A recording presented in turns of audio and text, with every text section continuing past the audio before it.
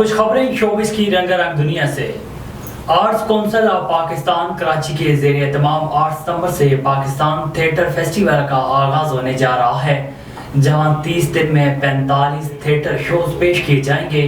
Pakistan theatre festival 2023 के हवाले से मुनक्दा प्रेस कॉन्फ्रेंस से खिताब करते हुए सदर आर्ट्स कौंसिल कराची मोहम्मद अहमद शाह ने कहा है कि कराची आर्ट्स कौंसिल ने ऐसा प्लेटफॉर्म मुहैया किया है जिसमें पाकिस्तान और दुनिया भर से थिएटर ग्रुप्स और फनकार हिस्सा लेंगे। ये पाकिस्तान का सबसे बड़ा थिएटर फेस्टिवल होगा।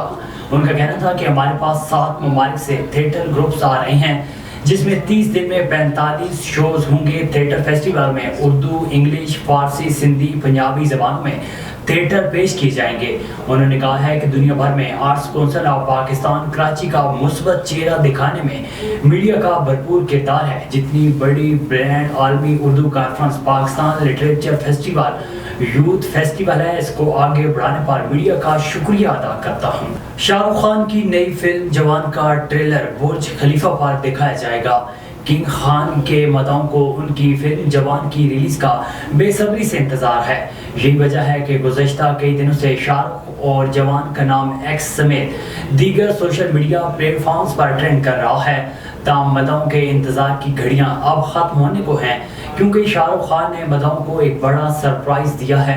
शाहरुख खान ने दुनिया की सबसे ऊंची इमारत बुर्ज खलीफा पर लगी तस्वीर शेयर करते हुए मदाओं को ये खुशखबरी सुनाई है कि उनकी फिल्म का ट्रेलर बुर्ज खलीफा पर दिखाया जाएगा। साथ ही जवान के अदाकार ने बताया कि ट्रेलर 31 अगस्त को रात 9 बजे बुर्ज खलीफा पर नशर होगा।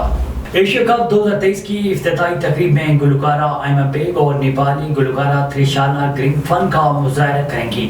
पाकिस्तान की मेजबानी में एशिया कप क्रिकेट टूर्नामेंट के 16वें एडिशन का बाकायदा आगाज आज से मुल्तान में हो रहा है। क्रिकेट इवेंट के हवाले से तैयारियां मुकम्मल कर ली गई हैं। आज इफ्तिताई मैच पाकिस्तान और नेपाली टीमों के माबैन मुल्तान में खेला जाएगा। मैच के आगाज से कबल मुल्तान क्रिकेट स्टेडियम में रंगारंग इफ्तिताई तकरीब भी मुनक्किद की जाएगी, जिसमें पाकिस्तान की गुलकारा आयमा बेग के साथ नेपाली गुलकारा त्रिशाला ग्रिंगफन का मुजाहरा करेंगी। इफ्तिताई मैच के बाद आतिशबाजी का भी मुजाहरा किया जाएगा।